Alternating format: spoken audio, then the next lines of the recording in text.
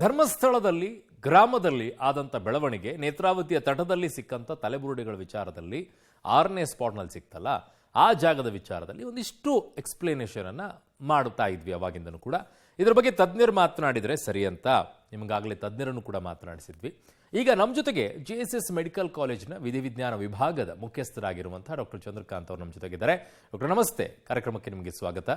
ಮೊದಲನೇದಾಗಿ ನನಗೆ ಮುಖ್ಯವಾಗಿ ಕಾಡುವಂತಹ ಪ್ರಶ್ನೆ, ಸಿಕ್ಕಿರುವಂತಹ ಒಂದು ತಲೆಬುರುಡೆ ಅಥವಾ ಒಂದು 12 ತಲೆಬುರುಡೆ ಜೊತೆಗೆ ಒಂದು 12 ದೇಹದ ಭಾಗಗಳು ಯಾವುದೇ ಆಗಿರಬಹುದು, ಆ ಭಾಗಗಳ ಮೂಲಕವಾಗಿ ಹೆಣ್ಣು ಗಂಡು ಅನ್ನೋ ತಲೆಬುರುಡೆಯಿಂದ ಆಗೋಗ್ಬಿಡುತ್ತೆ.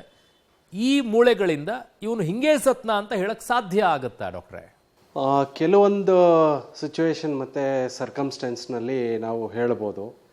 ಈಗ ಮೂಳೆ ಮೇಲೆ ಗುರುತು ಅಥವಾ ಕಲೆ, ಈಗ ಕೊಚ್ಚಿದಂಥ ಒಂದು ಗಾಯ ಇರ್ಬೋದು, ಅಥವಾ ಶಾರ್ಪ್ ವೆಪನ್ನಿಂದ ಆದಂಥ ಆಯುಧ ಅಥವಾ ಈ ವೆಪನ್ನಿಂದ ಹಲ್ಲೆ ಮಾಡಿದಾಗ ಕೆಲವೊಮ್ಮೆ ಈ ಗಾಯಗಳ ಗುರುತು ಮೂಳೆ ಮೇಲೆ ಕೂಡ ಇರುತ್ತೆ. When the wound is much deeper up to the bone ಅಂತ. ಸೊ ಈ ರೀತಿಯಾಗಿ ಇರುವಾಗ ಈ ಮನುಷ್ಯ ಈ ರೀತಿ ಹಲ್ಲೆಗೊಳಗಾಗಿ ಸತ್ತಿರ್ಬೋದು ಅಂತ ಕೂಡ ಹೇಳ್ಬೋದಾಗತ್ತೆ. ಓಕೆ ಡಾಕ್ಟರ್, ಈಗ ಅದು ಮಾರಕ್ ಮೂಳೆಯ ಮೇಲೆ ಬಿದ್ದಿದ್ದಿದ್ರೆ ಓಕೆ, ಮೂಳೆಯ ಮೇಲೆ ಬೀಳಾರ್ದೇನೆ ಬರೀ ಒಂದಿಷ್ಟು ನಮಗೆ ಇಂಜುರಿ ಆಗಿದ್ದಿದ್ರೆ, ಮಾಂಸದ ಮೇಲೆ ಮಾತ್ರ ಡ್ಯಾಮೇಜ್ ಆಗಿ ನರ್ವ್ಸಿಗೆ ಡ್ಯಾಮೇಜ್ ಆಗಿದ್ದಿದ್ರೆ ಅದು ಗೊತ್ತಾಗಲ್ಲ ಅವನು ಕೊಲೆ ಆಗಿದ್ದಾನೆ ಅಂತ ಹೇಳಿ. ವಿಷವನ್ನ ಅವನಿಗೆ ಕುಡಿಸಿ ಸಾಯಿಸಿದ್ದಿದ್ರೆ, ಅಥವಾ ಅತ್ಯಾಚಾರ ಆಗಿದ್ದಿದ್ರೆ, ಲೈಂಗಿಕವಾಗಿ ದೌರ್ಜನ್ಯ ಆಗಿದ್ದಿದ್ರೆ, ಕುತ್ತಿಗೆ ಹಿಚಿಕಿ ಸಾಯಿಸಿದ್ದಿದ್ರೆ, ಇದನ್ನ ಈ ಮೂಳೆಗಳಿಂದ ಕಂಡುಹಿಡಿಯಕ್ ಸಾಧ್ಯ ಆಗತ್ತಾ ಡಾಕ್ಟ್ರೆ? ಇಲ್ಲ, ಅಂತ ಇದು ಗೊತ್ತಾಗೋದಲ್ಲ. ಎಕ್ಸೆಪ್ಟ್ ಡ್ರೌನಿಂಗ್, ಬೇರೆ ಕೇಸ್ಗಳಲ್ಲಿ ಕಂಡುಹಿಡಿಯೋಕ್ಕಾಗೋದಿಲ್ಲ. ಡ್ರೌನಿಂಗ್ ಕೇಸಲ್ಲಿ ಅಂದರೆ ಮುಳುಗಿ ಸತ್ತಾಗ ಮನುಷ್ಯ, ಅದ್ರಲ್ಲಿ ನಾವು ಡಯಾಟೋಮ್ ಟೆಸ್ಟ್ ಅಂತೇಳಿ ಮಾಡ್ತೀವಿ ಅದನ್ನ. ಸೊ ಈಗ ಡಯಾಟೋಮ್ ಟೆಸ್ಟ್ ಬಗ್ಗೆ ಹೇಳೋದಾದ್ರೆ, ನನ್ನ ಅನುಭವ ಒಂದು ಇದೇ ಮೈಸೂರು ಸಮೀಪದ ಡಿಸ್ಟ್ರಿಕ್ಟ್ ಪ್ಲೇಸಲ್ಲಿ ನಾವು ಅವಾಗ ಇದ್ದಂಥ SP ಅವರು ನಮ್ಮನ್ನ ರಿಕ್ವೆಸ್ಟ್ ಮಾಡಿದ್ರು, ನೀವು ಸ್ಪಾಟ್ಗೆ ಬಂದು ನಮಗೆ ಇದು ಮಾಡಿಕೊಡಿ ಅಂತೇಳಿ ಹೇಳಿ. ಸೊ ಆ ಒಂದು 5 ವರ್ಷದ ಮಗು ಸತ್ತಿರುತ್ತೆ. ಸೊ ಆ ವಿಚಾರದಲ್ಲಿ ಅವರ ಪ್ಲೇಸ್ ಆಫ್ ಡೆತ್ ಆ ಮಗುದು ಡಿಫ್ರೆಂಟ್ ಆಗಿರುತ್ತೆ. ಅವ್ರ ಮಗು ಸಿಕ್ಕಿದ್ದು ಒಂದು ಶಾಲೆಯ ಪಕ್ಕದಲ್ಲಿ ಒಂದು ಲೇಕ್ ಇರುತ್ತೆ ಅಥವಾ ಪಾಂಡ್ ಇರುತ್ತೆ, ಅದು ಒಂದು ಫುಟ್ಬಾಲ್ ಗ್ರೌಂಡ್ ತರ ಕಾಣ್ತಾ ಇರುತ್ತೆ. ಆ ಜಾಗದಲ್ಲಿ ಆ ಶವ ಸಿಕ್ತು. ಬಟ್ ಆ ಪೇರೆಂಟ್ ಅಲಿಗೇಷನ್ ಅಥವಾ ಮತ್ತೊಬ್ಬರ ಅಲಿಗೇಷನ್ ಏನಿತ್ತು ಅಂತಂದ್ರೆ, ಇಲ್ಲ ಇವರು ಮತ್ತೊಬ್ಬರು ಸಾಯಿಸ್ಬಿಟ್ಟು ಅದನ್ನು ವಾಟರ್ ಟ್ಯಾಂಕಲ್ಲಿ ಹಾಕಿಟ್ಟಿದ್ದಾರೆ, ಆ ವಾಟರ್ ಟ್ಯಾಂಕ್ ಪಕ್ಕ ಕಲೆಗಳಿದೆ ನೋಡಿ ಅಂತೇಳಿ ಹೇಳಿದರು. ಸೊ ನಾವು ಈ ಡಯಾಟೋಮ್ ಟೆಸ್ಟ್ ಮಾಡುವಾಗ ಮಗುವಲ್ಲಿದ್ದ ಬೋನ್ ಮ್ಯಾರೋ ಡಯಾಟೋಮ್ಸು ಮತ್ತು ಆ ಲೇಕ್ ಅಥವಾ ಪಾಂಡಲ್ಲಿ ಏನಿತ್ತು ಆ ಡಯಾಟಮ್ಸು ಮ್ಯಾಚ್ ಮಾಡಲಿಕ್ಕೆ ಸಾಧ್ಯ ಆಯಿತು. ಬಟ್ ಅವರು ಹೇಳಿದ್ದು ಆ ಟ್ಯಾಂಕ್ ಅಂತೇಳಿ ಹೇಳ್ತಾರಲ್ಲ, ತುಂಬ ಸಂಕ್ಷಿಪ್ತವಾಗಿ ಹೇಳ್ತಾ ಇದ್ದೀನಿ ನಾನು. ಆ ಟ್ಯಾಂಕಲ್ಲಿ ಇದ್ದ ಡಯಾಟಮ್ಸು ಪ್ಲಸ್ ಅದರದ್ದು ಸೋರ್ಸ್ ಎಲ್ಲಿತ್ತು, ಆ ಬೋರ್ವೆಲ್ಲು, ಆ ಟ್ಯಾಂಕಿಗೆ ನೀರು, ಬೋರ್ವೆಲ್ನಿಂದ ನೀರು ಬರ್ತಾ ಇತ್ತು ಆ ಟ್ಯಾಂಕಿಗೆ, ಸಿಂಟೆಕ್ಸ್ ಟ್ಯಾಂಕಿಗೆ. ಸೊ ಆ ಡಯಾಟಮ್ಸು ಮ್ಯಾಚ್ ಆಗಲಿಲ್ಲ. So it was confirm that place of death was in the pond, not in the tank ಅಂತೇಳಿ ಹೇಳುವಾಗ. ಸೊ ಇದು ಬೈ ಎಕ್ಸೆಪ್ಷನ್. ಸೊ ಈ ಮೂಳೆನಲ್ಲಿ ಡ್ರೌನಿಂಗ್ ಆದಾಗ ಮಾತ್ರ ನಾವು ಈ ರೀತಿಯಾದಂಥ ಒಂದು ಟೆಸ್ಟ್ ಮಾಡಿ ನಾವು ಅದನ್ನು ಪತ್ತೆ ಹಚ್ಚಲಿಕ್ಕೆ ಒಂದು ಸಾಧ್ಯತೆ ಆಗುತ್ತೆ. ಓಕೆ, ನಾನು ಇನ್ನೊಂದು ಎಕ್ಸ್ಟೆಂಡ್ ಆಗಿರುವಂಥ ಒಂದು ವಿಚಾರಕ್ಕೆ ಹೋಗ್ತೀನಿ ಡಾಕ್ಟ್ರೆ. ನೀರಿನಲ್ಲಿ ಮುಳುಗಿಯಲ್ಲಿ ಅನೇಕ ಜನ ಆತ್ಮಹತ್ಯೆಯನ್ನ ಮಾಡ್ಕೊಂಡಿದ್ರು ಧರ್ಮಸ್ಥಳದಲ್ಲಿ. ಅವೆಲ್ಲವೂ ಕೂಡ ಅನಾಥವಾಗಿದ್ವು, ನಾವೆಲ್ಲವನ್ನು ಕೂಡ ಹುಡುಕಿದ್ವಿ, ಅದು ಯಾರು ಕೂಡ ಬರಲಿಲ್ಲ, ಹಾಗಾಗಿ ನಾವು ಅವ್ರನ್ನ ಹೂತ್ ಹಾಕುವಂತ ಕೆಲಸವನ್ನ ಮಾಡಿದ್ವಿ ಅನ್ನೋದು ಒಂದು ವರ್ಷನ್ ಇದೆ. ಸೊ ಹಾಗಾಗಿ ನೀರಿನಲ್ಲಿ ಮುಳುಗಿ ಸತ್ತಿದ್ದಾರೆ ಅಂತ ಈ ಮೂಳೆಗಳ ಮೂಲಕವಾಗಿ ಹೇಳಕ್ ಸಾಧ್ಯ ಆಗತ್ತಾ?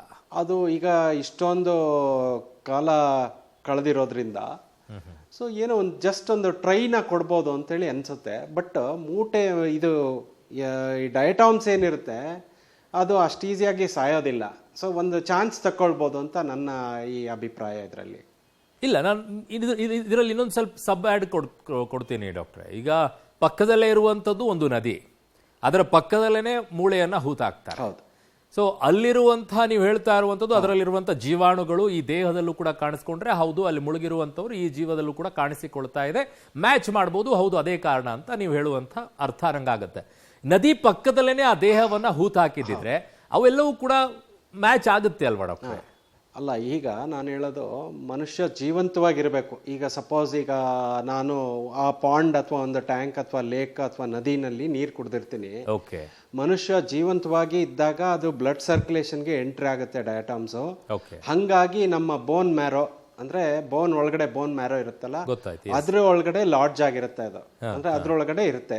ಸೊ ಹಂಗಾಗಿ ಮನುಷ್ಯ ಜೀವಂತ ಇರುವಕ್ ಮುಂಚೆ ನೀರು ಕುಡ್ದಿದ್ದ ಅಂತಂದ್ರೆ, ಅಂದ್ರೆ before entering the water there were no diatoms, only after entering into the water diatoms was entered through the circulation, active blood circulation to the bones ಅಂತ ಹೇಳಿ ಹೇಳ್ಬೋದು. ಆ ತರ ಕನೆಕ್ಟ್ ಮಾಡಬಹುದು. ಓಕೆ ಓಕೆ ಓಕೆ ಸೊ ಸತ್ತ ನಂತರ ಅವ್ರು ಏನೇ ಮಾಡಿದ್ರು ಕೂಡ ಅದು ಆಗೋದಿಲ್ಲ ಅಂತ ಹೇಳಿ. ಬಟ್ ಹೌ ಲಾಂಗ್ ಡಾಕ್ಟ್ರೆ ಈ ಮೂಳೆಯಲ್ಲಿ ಇರುವಂತದ್ದು ಬೋನ್ ಮ್ಯಾರೋ ಅಲ್ಲಿ ಎಷ್ಟು ವರ್ಷಗಳವರೆಗೂ ಕೂಡ ಆ ನಮಗೆ ಸಿಂಪ್ಟಮ್ಸ್ಗಳು ಸಿಗತ್ತೆ? ಸರ್, ನಿಮ್ಮ ಪ್ರಶ್ನೆಗೆ ಸ್ಪೆಸಿಫಿಕ್ ಆಗಿ ಉತ್ತರ ಕೊಡೋದು ಸ್ವಲ್ಪ ಕಷ್ಟಕರ. ಯಾಕೆ ಅಂತಂದ್ರೆ every case it depends. Every case it depends. And ಎಷ್ಟು ಡಯಾಟಮ್ಸ್ ಕುಡ್ದಿರ್ತಾನೆ ಅವನು, ಅದೇ ಸೋರ್ಸ್ ಇಂದ ರೆಗ್ಯುಲರ್ ಆಗಿ ಅವ್ನು ಕುಡಿತಾ ಇದ್ರೆ ನಾರ್ಮಲ್ ಆಗಿ ಡಯಾಟಮ್ಸ್ ಅಲ್ಲಿ ಇರಲೇಬಹುದು. ಈಗ diatoms are species specific and geographically it is specific.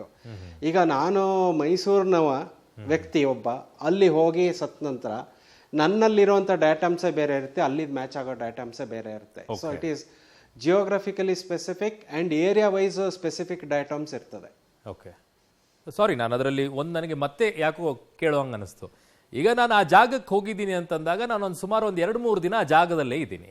ಆ ನದಿಯಲ್ಲಿರುವಂಥ ನೀರನ್ನು ನಾನೆಲ್ಲ ಕುಡಿತಾ ಇದ್ದೆ, ನಾನೆಲ್ಲವೂ ಕೂಡ ಬಳಕೆಯನ್ನು ಮಾಡ್ಕೊಳ್ತಾ ಇದ್ದೆ ಅಂತಂದಾಗ ಅದು ನನ್ನ ಬೋನ್ ಮ್ಯಾರೋಗೆ ಹೋಗಿರುತ್ತೆ. 4ನೇ ದಿನಕ್ಕೆ ಹೋದಾಗ ನಾನು ಸುಸೈಡ್ ಮಾಡ್ಕೊಂಡ್ರೆ ಆ ನದಿಯಲ್ಲಿ, ಅದನ್ನ ಹೇಗೆ ಕನ್ಕ್ಲೂಷನ್ಗೆ ಬರ್ತೀರಾ? ಅವ್ನು ಸುಸೈಡ್ ಮಾಡ್ಕೊಂಡ ಅಥವಾ ಇಲ್ವಾ ಅನ್ನುವಂಥದ್ದು ಡಾಕ್ಟ್ರೆ? So when it comes to the manner of death, it is the IO who has to decide. So ಕೆಲವೊಂದು based on the circumstantial evidence ನಾವು ಕೂಡ ಮ್ಯಾನರ್ನ ಹೇಳ್ತೀವಿ. Okay, so it depends on the circumstances ಅಷ್ಟೇ. And it is basically the IO's job ಅಂತೇಳಿ ನಾನು ಹೇಳಲಿಕ್ಕೆ ಇಷ್ಟಪಡ್ತೀನಿ. ಓಕೆ, ಸೊ ಈಗ ಐಡೆಂಟಿಫಿಕೇಶನ್ ಇರ್ಬೋದು, ಏಜ್ ಇರ್ಬೋದು, ಜೆಂಡರ್ ಇರ್ಬೋದು, ಅದನ್ನೆಲ್ಲ ನಾವು ಪತ್ತೆ ಹಚ್ಬೋದು. Most of the time manner, when it comes to the manner, it is the IO who has to decide. Because ಕೆಲವೊಂದು ಕೇಸಲ್ಲಿ ಏನಾಗುತ್ತೆ, ನೀವು ಹೇಳ್ದಾಗೆ ನನಗೆ ಜ್ಞಾಪಕ ಬರುತ್ತೆ. ನಾವು ಈಗ ಹಿಂದೆ ಒಂದು ಕೇಸ್ ಮಾಡಿದ್ವಿ. ಅಲ್ಲಿ ವ್ಯಕ್ತಿ ಹೋಗಿ ಪೊಲೀಸ್ ಸ್ಟೇಷನಲ್ಲಿ ಹೋಗಿ ಹೇಳ್ತಾನೆ, ಇಲ್ಲ ನಾನೇ ಕೊಂದದ್ದು, ಕುತ್ತಿಗೆ ಇಸ್ಕಿ ಸಾಯಿಸಿದ್ದು ಅಂತ ಹೇಳಿ. ಬಟ್ ಕುತ್ತಿಗೆ ಮೇಲೆ ಯಾವುದೇ ರೀತಿಯಾದಂಥ ಒಂದು ಕುರು ಇರೋದಿಲ್ಲ. ಸೊ ಇದಕ್ಕೆ ನಮ್ಮ ಪೋಸ್ಟ್ಮಾರ್ಟಮ್ ಆಗುತ್ತೆ. ನಾವು we gave the cause of death as undetermined ಅಂತೇಳಿ. ಈಗ ನಾವು ಪೋಸ್ಟ್ಮಾರ್ಟಮ್ ಮಾಡೋದಾಗ್ಲಿ ಮತ್ತೊಂದು ಮಾಡೋದಾಗ್ಲಿ, ಅದರಲ್ಲಿ 80% 85% ನಾವು ಕಾಸ್ ಆಫ್ ಡೆತ್ನ ನಾವು ಐವಾಸ್ಗೆ ಕೊಡ್ಬೋದು. ಇನ್ನು 15% sometimes it is negative autopsy ಅಂತೇಳಿ ನಾವು ಅದನ್ನು ಕರಿತೀವಿ. ಇದು ಸುಮ್ಮನೆ ನಾವು ಉದಾಹರಣೆ ಕೊಟ್ಟೆ ಅಷ್ಟೇ. ಎಸ್ ಎಸ್, ತುಂಬಾ ಧನ್ಯವಾದಗಳು ಡಾಕ್ಟರ್, ನಮ್ಮ ಜೊತೆಗೆ ಇಷ್ಟೊತ್ತು ಜಾಯ್ನ್ ಆಗಿದ್ದಕ್ಕೆ. ಎಸ್, ಧರ್ಮಸ್ಥಳದಲ್ಲಿ ಆಗಿರುವಂತಹ ಈ ಬೆಳವಣಿಗೆಗಳಲ್ಲಿ ಅನೇಕ ಪ್ರಶ್ನೆಗಳಿದೆ. ಆ ಪ್ರಶ್ನೆಗಳಿಗೆ ಉತ್ತರ ಸಿಗಬೇಕಾಗಿರುವಂತಹ ಕೆಲಸ ಇದೆ. ಏನಾಗುತ್ತೆ ಅನ್ನುವಂಥದ್ದು ತನಿಖೆಯಿಂದ ಗೊತ್ತಾಗುತ್ತೆ.